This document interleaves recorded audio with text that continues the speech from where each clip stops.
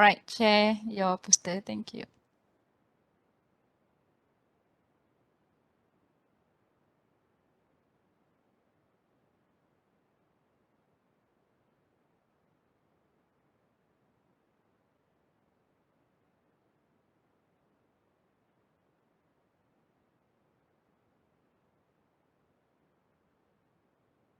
Hi, can you guys see the Yes. poster?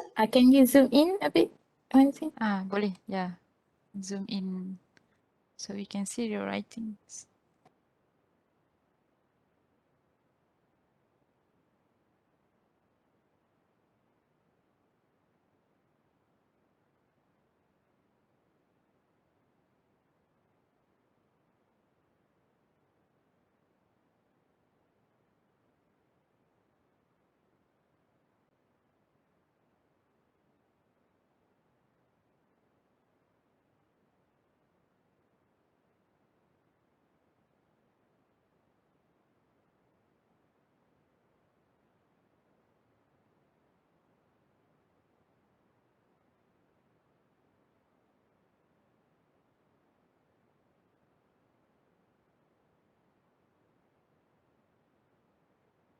Sorry, what outfit? Wait, what outfit? I Sophia cannot see. and Enzo.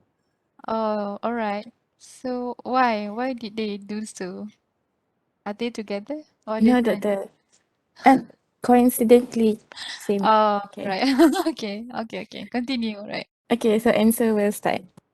Okay, I'll start. So we are from K1 Group 4. So we are going to present about penile shrimp breeding, specifically in eye stalk ablation.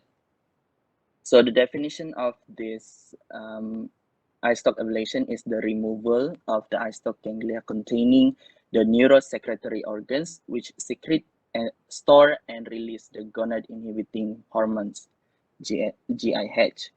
So the main purpose of this eye stalk ablation is to induce maturity, which is widely practiced in shrimp hatcheries as a means to encourage female shrimp broodstock to produce more eggs.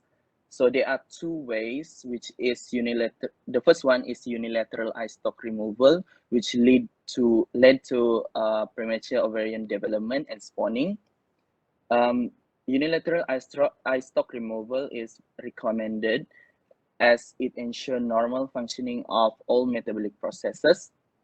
And the second one is bilateral eye stalk removal, which led to rapid ovarian growth, but does not result in spawning. However, this bilateral eye stalk removal is not recommended because it jeopardizes many physiological functions. So, Okay, so I'll continue with the methods of eye stalk ablation. So there are several methods that we can do. Firstly, we can do cutting of eye stalk. So basically, we cut the eye stalk near the base with a pair of scissors, and then it can be followed by cauterization. And then there's also another method, which is cauterization, where we apply heat at the eye stalk.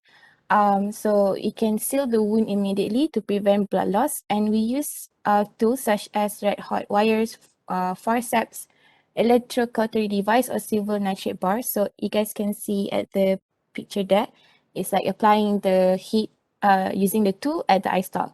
So we also have incision and inoculation. So what we do is we incise the eyeball and then we will squeeze the content of the eye outwards away from the body. So I read that the reason why we have to make sure the contents are pushed outwards away from the body is to prevent the contents to be flow back to the head region. So next, we also have pinching and crushing. So this is basically we grab the eye stalk with our thumb and index finger and we break the eye stalk off. And the other method is ligation or tying. So we ligate as close as possible to the carapace, and then we must ligate it tightly so that the eye will fall off within a few days. So other than all this method, we also have alternative methods based on current research. So firstly, we can do adjustments at the hatchery and nursery level. So for example, we double the male to female ratio from 1:1 to 1:2. And we can also alter the broodstock's exposure to light coupled with the high quality feed. We can also administer high quality supplementary moist feed such as squids or polychaetes. So in this way, in the pre-maturation conditioning, it will improve the non-ablated broodstock compared to the ablated ones. We can also do ovarian maturation inducing pheromones, where this method is not invasive like the eye stalk ablation. However, this line of research is not really wide.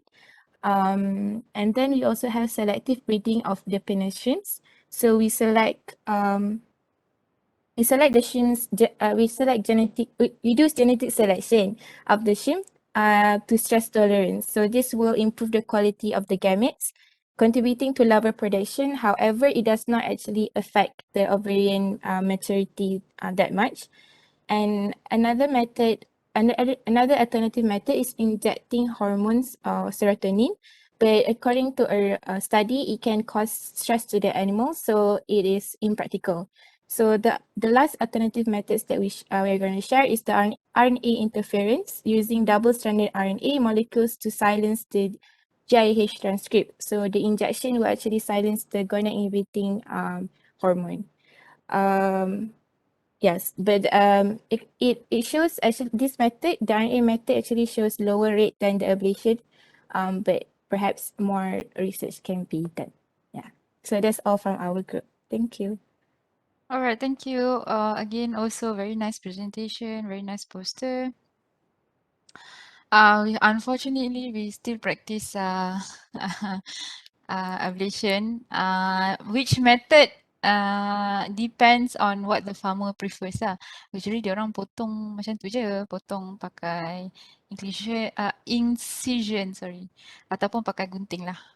Cauterization, depends if they have the device lah. Kalau tak, paling senang is potong lah. Betul tak? Wait, there is a typo there. Ligate as close to the carapace. Alright, it's not.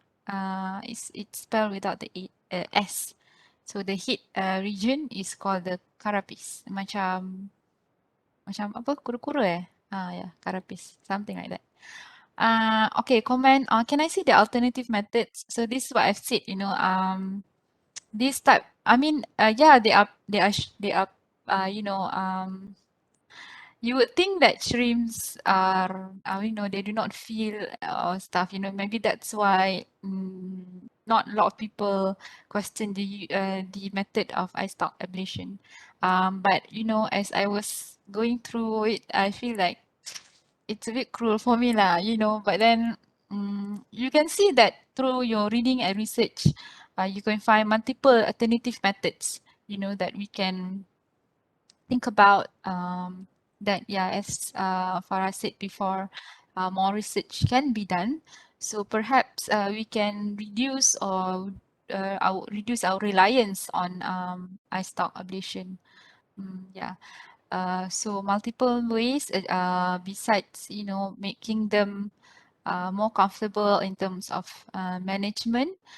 There are other ways, molecular methods as well, that we can use, as well as right, selective breeding of penich shrimps. Selective breeding usually takes a few generations.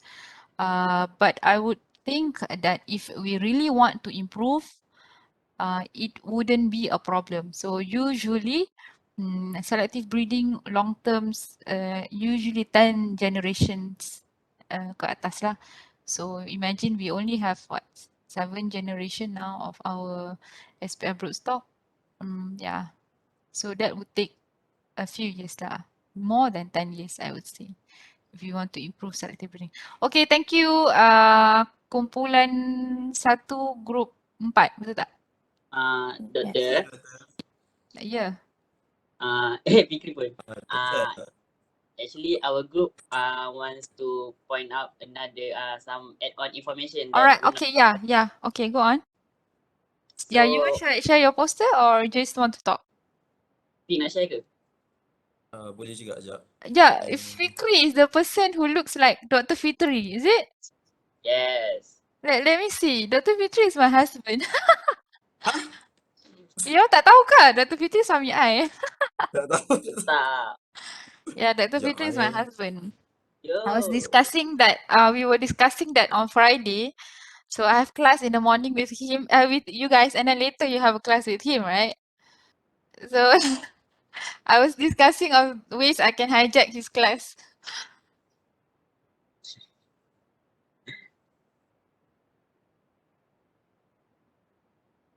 So you guys want to talk about the alternatives, is it?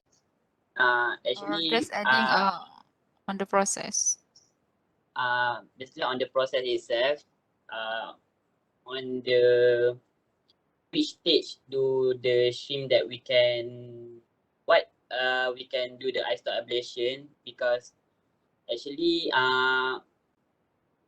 we found the info that the best stage for the ice stop ablation on the shrimp is when it is on the stage of intermolt shrimp, because in the post-molt shrimp, post-molt female shrimp, it is not recommended for the ablation sebab nanti ada risk of high mortality rate yang associated with softened exoskeleton structure of the shrimp itself. Right. Okay. Yeah, that makes sense.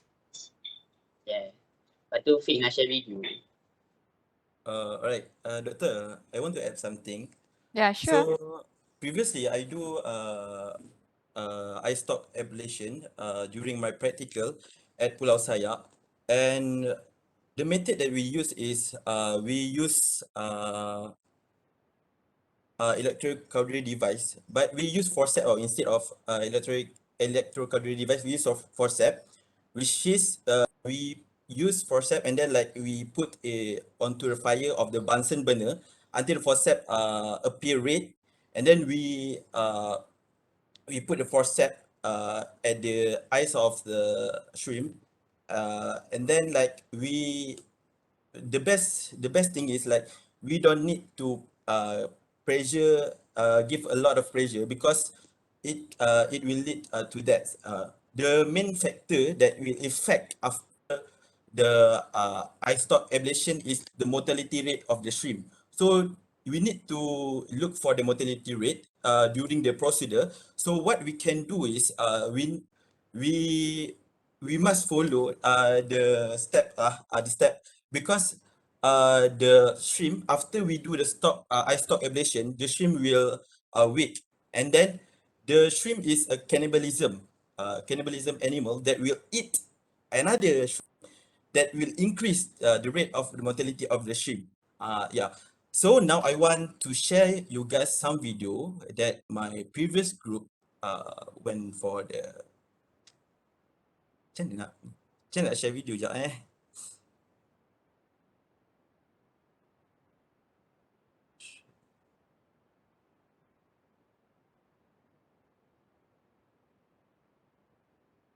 You guys can see? Belum. Okay, dah. Kejap. Boleh tak? Jangan start lagi. Seminit. Kejap. Alright, can.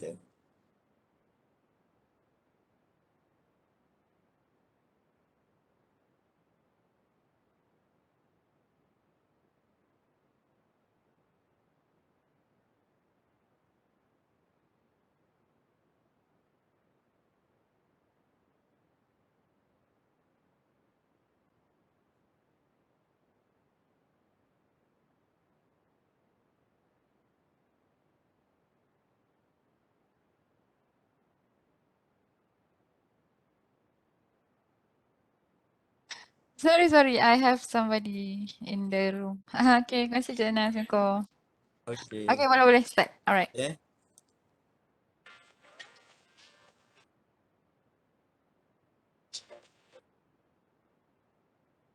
You should narrate what you doing. Oh, ada tu Okay.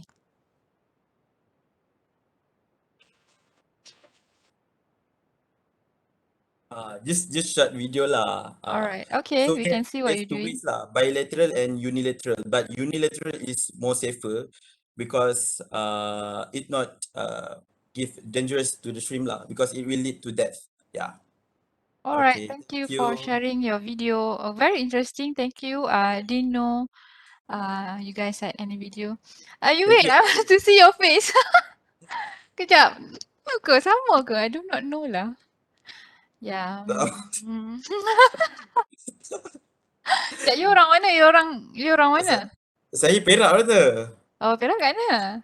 Perak Bido Perak Oh, kata. saya orang Ipoh. Oh ya. Oh. Ah. Okay, nanti sembang. Nanti Okay, sembang. betul. Okay, Thank thank you. you.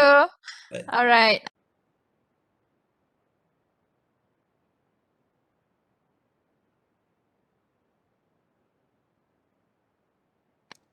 Challenges in shrimp culture.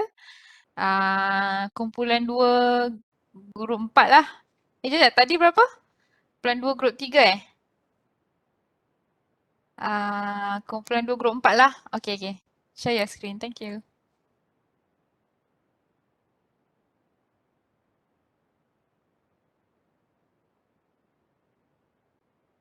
Can my screen?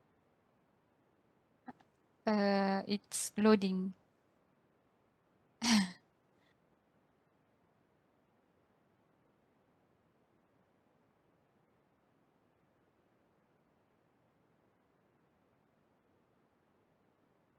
Can you guys see now? Or is still loading? Boleh nampak. Hello, doctor. Can you hear me? Yes. Alright. Okay, so we are from group K2 group 4. So we are going to present challenges in shrimp culture, which is disease in Asia. So the first disease is early mortality syndrome or hepatopancreatic necrosis syndrome. It infects juveniles and post larvae of Lithopenes vanami and Penis monodon. It cause 100% mortality rate, and the agent involved is bacteria bacteria V. parahemochilitis and so on. And then it easily spread between ponds, which is neighboring farm via water effluents. It first seen in China, Vietnam, Malaysia, and northern Borneo, Thailand, and Mexico. So the causes is because of high nutrient level in pond water, because of fertilizer or molasses. Second one is high water temperature, which is have more than 5 ppt salinity and more than 7 pH. So next, poor water circulation or low plankton biodiversity, and build up organic sediments such as unconsumed feed and shrimp carcasses. So clinical sign that you can see on the shrimp is pale, shrunken, soft shell, partially full to consistently empty guts, swimming near the bottom of the pond, and reduced growth. So as a diagnosis, you can see through histological examination, you can see there's sloughing of tubule epithelial cells in hepatopancreas juvenile venami. So the control, you can have EMS-free broodstock through selective breeding, improve farm practice, such as having a stock with a healthy post larvae or disinfection. Or third, employ a nursery phase, improve farm infrastructure, which is have biosecure intensive pond, small and deep pond. Next, feed additive that reduce incident of EMS. And last one is integrated farm management. Next disease is we're going to talk about hepatopancreatic microsporidiasis, which is HPM. So the parasite involved is Enterocytozoon hepatopeniae. It infects black tiger prawns, Penis monodon, and Pacific white shrimp, and Penis venami. It is an spore-forming parasite that change the biochemical parameters such as total protein, albumin, AST, and ALT. So the clinical sign that you can see in the prawn is not specific, but it can involve growth retardation, white feces syndrome, size varies, and the shrimp that have severe infection have the susceptibility to other bacterial infection. So pathological changes, you can see there's spore and sloughing of hepatopancreas there, and detachment of tubules and hepatopancreas. As for the diagnosis, there's two ways, which is a DNA based and microscopic based. Yeah, and for the treatment, non-treatment is not available, but some shrimp farmer employing their own method. For example, in India, they apply garlic and bitter gourd paste. In Indonesia, the farmer using probiotics, garlic paste, and vitamin C. As for prevention and control, the farm should have strict biosecurity, management protocol, ploughing, chlorination, and dechlorination, liming, EHP test, seed, and avoid leaf animal like polychaetes for feeding good stock. So the last disease that we are going to present is white spot disease. It caused by viscovirus, which is family of Nirmaviridae. Its effect the carport cutizen, such as especially from prawn. Causes is by vertical transmission from infected broodstock and horizontal transmission, usually via cannibalism. They eat dying prawns or directly through contaminated of water. Bird also can transmit this disease from pond to pond by releasing caught prawns over a neighboring pond. As for clinical sign, the shrimp turns pale or reddish. There's appearance of white spot, especially at inner surface of the shell, which is at the carapace and the tail. And finally, white spot will cover the whole body. Death will occur 2 to 3 days in young shrimp, 3 to 10 days for adult shrimp. Serious infection will cause stomach to shrink and damage to the gills. As for diagnosis, you can see there's hypertrophied nuclei in gills. Shows that viral aggregate in unstained smear. And there's also pathognomonic inclusion body in histological section in target tissue, as you can see there. So for the treatment, there's no treatment, but there are prevention and control is the way. So I think that's all from our group. All right, thank you. Very good sharing, very informative. In shrimps, right?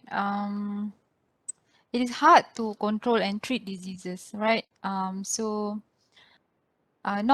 hard, but it starts with a good management practice. So basically, all these diseases, once it comes into the farm, it is very hard to treat. All right.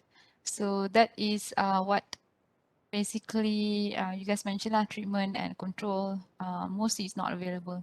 All right. For the second disease, it is actually a new kind of a new disease that is coming up, and I'm also doing some readings on it. So it's good that you guys are, you know, informed as well. All right, we don't have much time. Let's just move on to the next group. For food safety, kumpulan 2, group 5.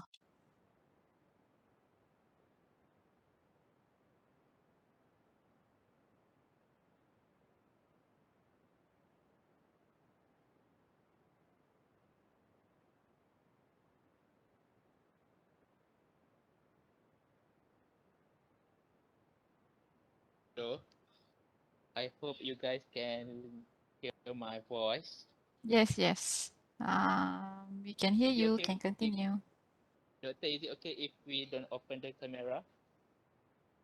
Yeah, it's fine, whatever is you're comfortable with. Okay, so we are from Kumpulan 2 Group 5. So we are going to present about the challenges in shrimp culture in terms of food safety and food safety issue. First, we'll look at the handling of shrimp product. So normally the shrimp harvested from farming operation are marketed either as raw or processed product. So these are classification of how the shrimp normally are distributed in the market. So first we have the head on, shell on, which is frozen fresh shrimp, which come from the original description. And then we have the headless shell on, which is the frozen fresh shrimp, which was not peeled but cut the head. And then we have the peel being peel the tail on form, which is the frozen fresh shrimp, which was peeled and cut the head and also the vein. And the fourth have the peel the tail off, where the frozen fresh shrimp peel, but the head and also the tail and the vein. And lastly, we have peel and the vein form of shrimp product, which is the frozen fresh shrimp, which was peeled, cut the head and also the tail. So normally, the processed shrimp are exported abroad, which is like to Japan, Europe, or USA. So uh, different country they prefer different form of um, this this classification, like the headless shell on or peel shrimp are preferred by Japan and America market, while cooked and peel shrimp are preferred by Australian and also the New Zealand. So normally, why will do devent the shrimp? Because the it's due to the personal preference or for anesthetic, for aesthetic. Sorry. So the vein is not harmful to eat, but some country they prefer shrimp to be deveined due to the appearance of the digestive tract unappealing and unattractive. So next we goes to transport of shrimp product. So we have three types of transportation, which is chilling, vacuum seal, and freezing. So chilling, where the fresh caught shrimp are sold in the wet market live, either placed on the cooler box filled with ice or in water. While for the vacuum seal bag, we the exported normally in case of exported shrimp, where the higher price shrimp which demand in a longer expiry date. Then lastly, we have the freezing type, which is the fresh caught shrimp or shrimp product are frozen at a very low temperature, maybe up to negative 20 degrees Celsius.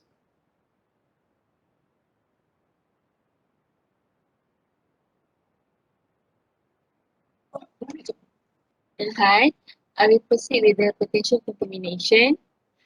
The first pollutant is the biodegradable waste, which comes from the domestic waste of water and relate to the increase of the demand.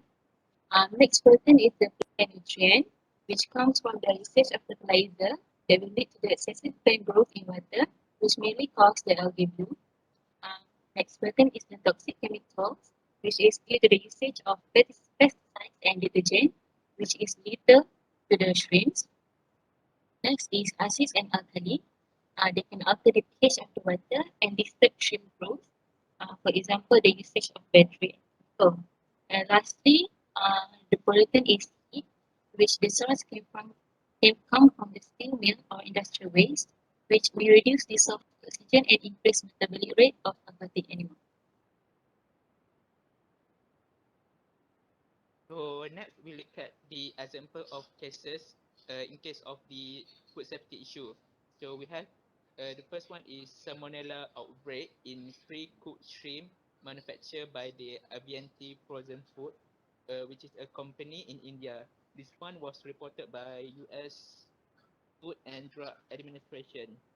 And second, we have the case of the use of illegal and unsafe level of antibiotic in Asian shrimp culture. And this one was reported by the Canadian Food Inspection Agency. And lastly is the potential bacteria in food products. First, these are bacterial foodborne disease, which is due to the consumption of lightly cooked or raw shrimp.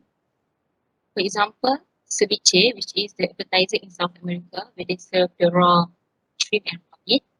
Next, common bacteria that can be found in the shrimp products are Salmonella, Vibrio species, Listeria, and E. coli.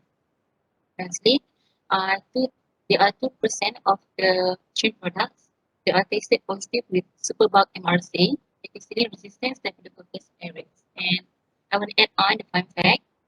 Singapore is developing lab-grown shrimp made from stem cells, which means they produce meat but without the usage of meat animals. Yeah, that's from us. Thank you. Thank you. That fun fact is really interesting. Singapore is not only developing lab-grown shrimp, but they are also growing shrimps, fish, and also crabs in like in those drawers like an apartment, you know. Like so they have multiple levels of if it's for fish, multiple levels of buildings. So are used for aquaculture. And also for crabs, we have those soft shell crabs that are really enjoyed by especially you know Asians. So they culture those crabs in a very space. You know they optimize the space for aquaculture. All right, thank you for the presentation. Yeah, for shrimp, we have a lot of cases of food safety issues regarding antibiotics and also, you know, foodborne bacteria or illnesses. Thank you. All right, next group. So sorry, I do not want to comment too long. We have other groups waiting. All right, group kumpulan 1, group 7. All right.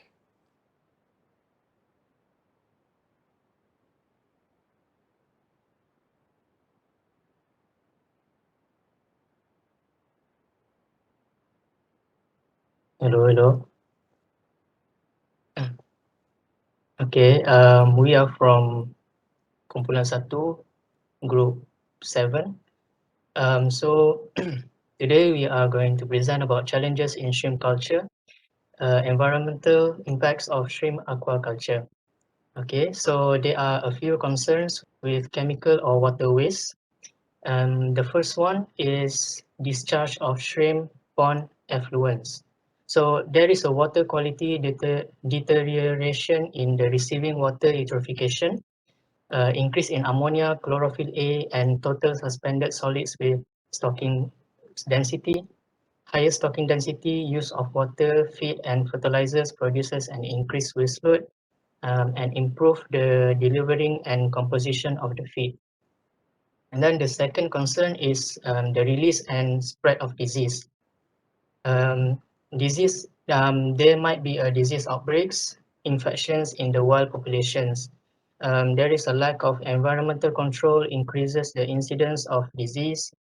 farms receiving same water provide spread waterborne disease agents, for example, Nima viridae causing white spot syndrome, and maintain a good water quality with lower stocking density. Okay, next, the third concern is saltwater intrusion. So seepage of brackish water from culture ponds into groundwater supplies and adjacent rice paddy fields due to pumping of groundwater to shrimp ponds. And then the use of pond liners. And then the next concern is the escape of aquaculture stocks. There is a biological pollution of the wild populations, the lack of ability to control the presence of what is present and absent in the water itself, optimize management and include new technology. And then discharge of chemical substances, increased application of antibiotics in intensive shrimp farming potentiates drug resistance among pathogens, unknown effects of non-target organisms, ensure that chemicals used are safe and apply effective antibacterials. And then lastly, sediment disposal, accumulation of waste products such as nitrogen and phosphorus from intensification of shrimp farming causes water pollution, salinization of soil and water.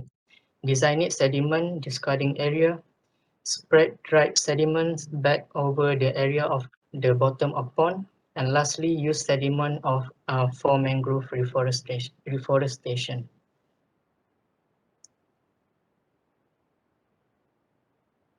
Thank you, Shireen. So I'm going to present about conflicts that arise from shrimp aquaculture.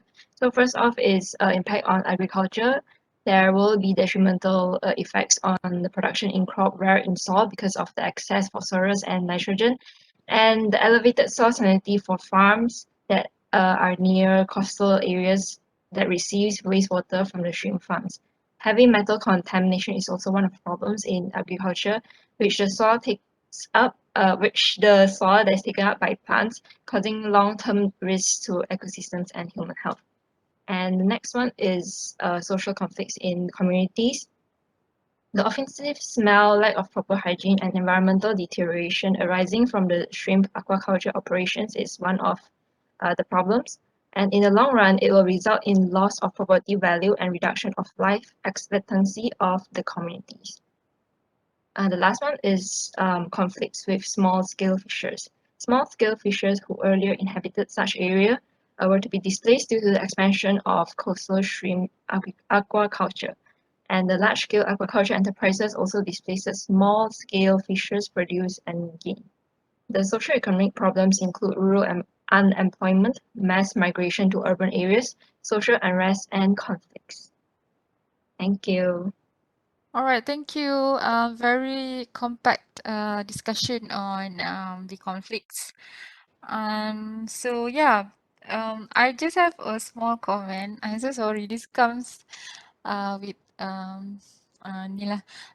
For the blue background, with the pink writing kan, maybe you guys can change the writing because it cannot properly see. All right. Okay, Doctor. Thank Thank you you. for your sharing on topic. So sorry I cannot comment too much. All right, we go to topic 8. Kumpulan 2 group 7.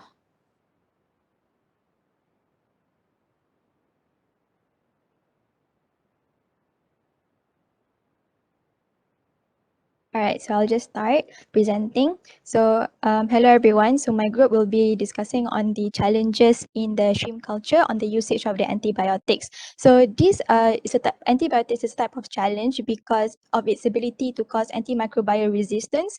Also leaving out because it can lead to leaving out residue that could impact the consumer, like us that we normally eat the cultured shrimps.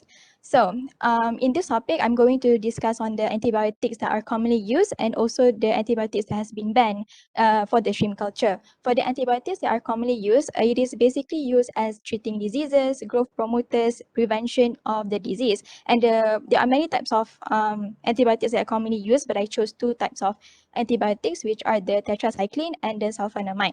So tetracycline is a broad spectrum antibiotics against both gram-positive and gram-negative bacteria, and they are able to treat vibriosis, and also furunculosis. So some of the examples such as oxytetracycline and doxycycline. And it can also, because of tetracycline, due to its high potency, it can be used in the shrimp farm to treat against vibriosis and also necrotizing hepatopancreatitis infection. The next one, the sulfonamide, they can help to control bacterial infection, including Vibrio species. Example of drugs used are sulfametazine, sulfamerazine, and sulfathiazole. So the banned antibiotics, there are a lot, but we chose two types as well, the chloramphenicol and the nitrofurans. Both are broad spectrum antibiotic important for the use in humans. However, it is it is banned for the use in the food producing animals because of their carcinogenicity and the mutagenicity. So the chloramphenicol can cause aplastic anemia, leukemia, bone marrow suppression, and the gray baby syndrome, while the nitrofurans can lead to dietary exposure in animals, which have caused tumors. And it is not very safe for human consumption as well. So it can also contaminate the sensitive ecosystem of the surrounding wetland, which lead to potential toxic to wild organism and algae. So next, Tasha. So the next one is the impact of uncontrolled use of antibiotics. So the first one is obviously the development of antimicrobial resistance, or AMR. So what does this mean? It means that the microorganisms or microbial organisms are no longer responding to drugs and chemicals that are designated to kill them. So when it is harder to kill the microbial organisms, this will cause the increase in spread of diseases. So the next one is the impact towards to occupational exposure. So when the farmers are extensively exposed to antibiotic while handling the drugs, so it will lead to health problems, especially when the farmers are not aware of the risk, such as when they are not wearing gloves or face masks while handling the drugs. So it is possible for them to get contact dermatitis when they handle the drugs with bare hands. The next one is potential effects on aquatic ecosystem. So when antibiotics are given to in shrimp culture, so some of the antibiotics will end up in the water and sediment, and most of them are also persistent in the aquatic environments. This will provide continuous access of the remaining antibiotics to the wild aquatic animals. So other than that, antibiotics also will affect phytoplankton and zooplankton diversity, which is due to bacterial intoxication. And this will lead to changes in the food chain in the ecosystem. So lastly is exposure to consumer. So some of the examples are some of the diseases are drug resistance, adverse drug reaction, or disruption of normal intestinal flora. So an example of adverse drug reaction is chronic toxicity, which will lead to organ lesions. And when consumers get this kind of adverse reaction, they need to spend more money on treatments and hospital stay in order to become healthy again. So the regulation of antibiotics usage in shrimp farming is FDA has established a mandatory ban on illegal antibiotics usage, and there is also no acceptable daily intake and maximum residue limits. So antibiotics usage and drug residues in shrimp products must be monitored, and all antimicrobials used need to be prescribed first. And there are also guidelines for veterinarians on proper usage of antibiotics. There are also establishment of comprehensive regulatory framework for registrations of antibiotic inspection and surveillance. And lastly is Department of Fisheries also has established and approved phrasing such as no antibiotics ever used on shrimp products. So that is all from our group. Thank you. Right, thank you. So antibiotics issue is a very big issue, especially in shrimp aquaculture, right? So whenever we want to export our products overseas, they always test test our batch, and then some did not come out with good results, showing that something needs to be done. Although FDA established a mandatory ban on, it's FDA, it's not local apa tu enforcement kan. So we do not know. Hopefully, DOF is monitoring our shrimp farms, and so that we are not eating, antibiotics that could result in resistance. All right, thank you. Very nice poster. I like the colors. The writing is also very clear. All right, so last group, lucky group number. Wait, just now was kumpulan 2, right? Was it kumpulan 2 kumpulan 1? Yes, Doctor. Kumpulan 2 kan? Okay lah, kumpulan 1 grup 9.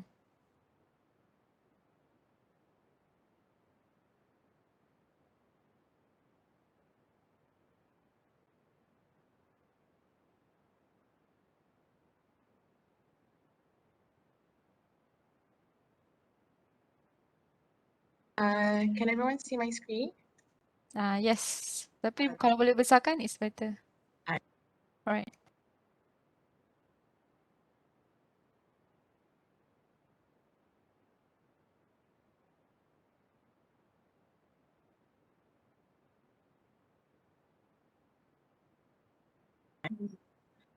Muzi, you can start.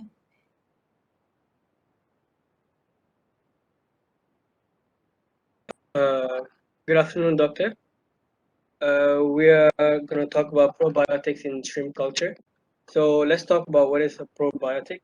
A probiotic is a live microorganism which is consumed, and it replaces or restores the gut flora. And there's a number of reasons why we can give probiotics. It enhances the annual yield and nutritional value. It improves the metabolism and immunity of the shrimps, and it's an alternative to non-eco-friendly chemical-based antibiotics. And shrimp immunity, it helps in shrimp immunity because the probiotics regulate both innate and adaptive immune responses by modulating the functions of the dendritic cells, macrophages, and T and B lymphocytes. And one of the mechanisms of probiotics regulating immunodulatory functions is through the activations of toll-like receptors. Can you go down? So some of the examples for probiotics is Bacillus, Lactobacillus, Pseudomonas, Saccharomyces, nitrifying bacteria. And the applications for this probiotic is antiviral. So some probiotic species have antiviral effects, and it allows for growth promoters. It improves immunity and gut health, and it is used as water additives. So that's it from us. Wow, you. thank you. Very short presentation. All right. So I will end with a few Nila. Okay, probiotics is very important in shrimp farming. Did I mention that shrimp they do not have antibodies, right? So they're not able to produce those. So vaccines are the conventional ones are more or less are not usable for shrimp farming. So that's why a lot of companies or authorities are promoting the use of probiotics for shrimp farming because it improves the gut health. It has been shown, all right, proven to improve gut health and also therefore promotes growth lah. All right, thank you. I do not want to hold you guys any longer. I hope yes, please upload in Padlet. I've created a section for you guys to upload there. All right, so please do. I do want to see and read all the posters. So on Friday, our class is as per usual, right? No changes, kan? Because I hope because if you guys want to change anything, please let me know earlier. Doktor, nanti saya WhatsApp doktor. Ada orang request nak tukar ke kelas? Because Tak ada. because kan cuti Deepavali kan on the Thursday. Yeah, because Dr. Fitri told me you guys asked him to change class on Friday, but I did not receive anything. Unfortunately, I cuti lah tomorrow until Thursday, unless well I can make well kita WhatsApp lah. I'll decide later. Yeah, Okay. All right, thank you. Thank you guys for your presentation. Very good presentation. Fantastic presentation from all the groups. I really like that you guys have put effort into creating the posters. Very informative for me as well, and I hope you guys learn a lot as well. All right, so thank you. I will and jangan lupa sign attendance rasa semua orang dah sign kot kan. Alright, thank you. Assalamualaikum. Have a good lunch. Ya, doktor. Alright, bye. Thank you, Doctor. Waalaikumsalam. Thank you so much, Doctor. Bye. Waalaikumsalam. Alright. Thank you, Doctor. Okay, bye-bye.